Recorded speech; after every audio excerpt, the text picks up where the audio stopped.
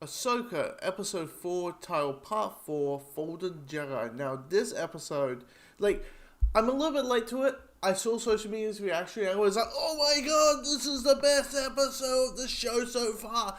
Is it? Yes. But everybody's like losing their minds and going, oh, this is fantastic. And I'm watching this and I'm like, it's one big action sequence. It's like last week's episode. It's one big action sequence. It's like, okay, we had your space battle with last week's episode. Now it's time for the Jedi battle. It's time for the lightsabers. And are the lightsaber battles really good? Are they really thrilling to watch? Yes, they are. But for me, the best episode of a show has to be more than that. It has to be more, maybe a little bit more emotional attached to it.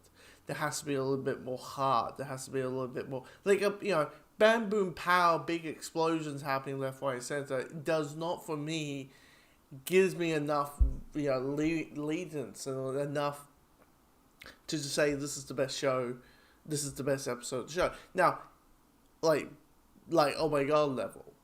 It's not Last of Us level. If you're doing that, I'm like, okay, I get you. But it's just one big action sequence. Now, there are some moments I quite like everything dealing with Ray Stevenson's character. What's the character's name? Megan. Anything to do with Megan Swallows, played by the great late rest in peace Ray Stevenson.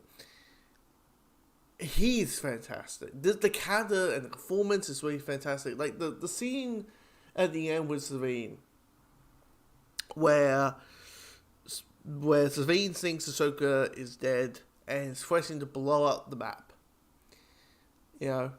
She's like, I'll do it, and he's able to wooze her with his words and evince that what she's going to do is not the right thing, and the deal. And all that. I'm like, this is really put together. I really like this.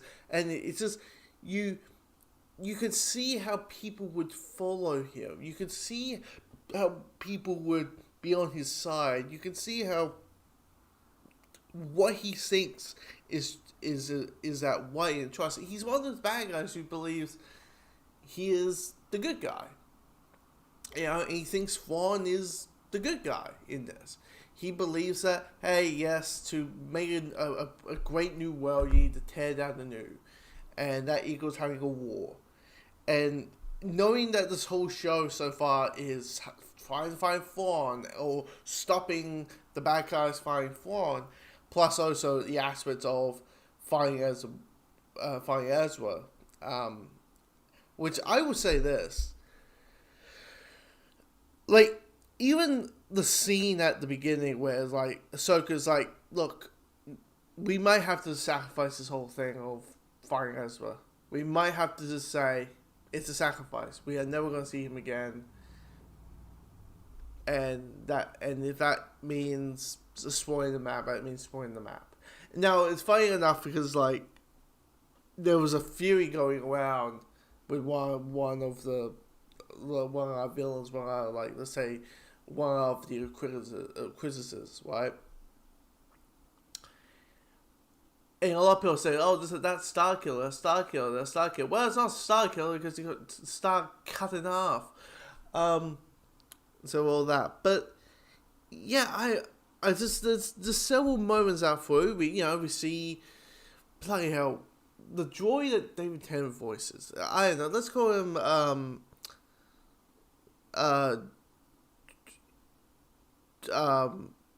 Droita Who.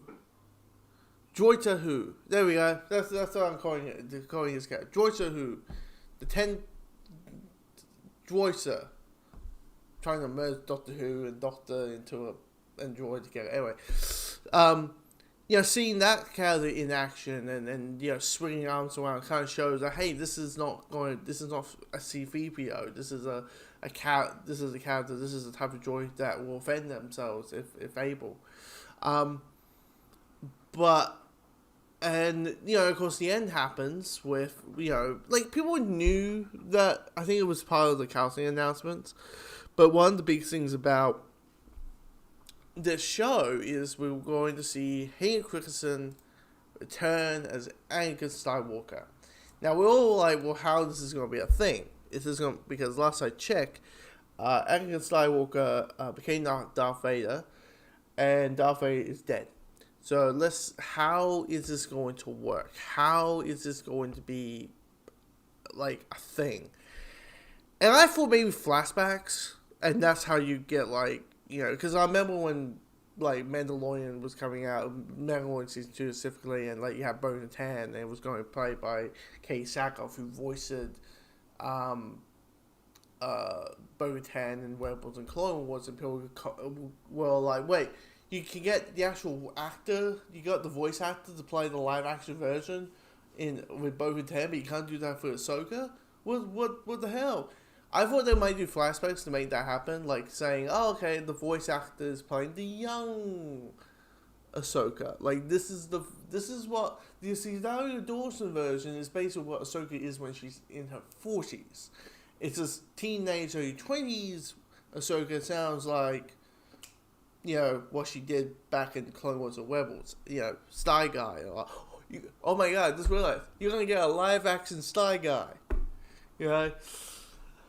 I know that. That's how Ahsoka calls Anakin, Sty Guy, and that. But everybody was kind of curious, how is Hayden Christensen? How is Anakin going to be part of this?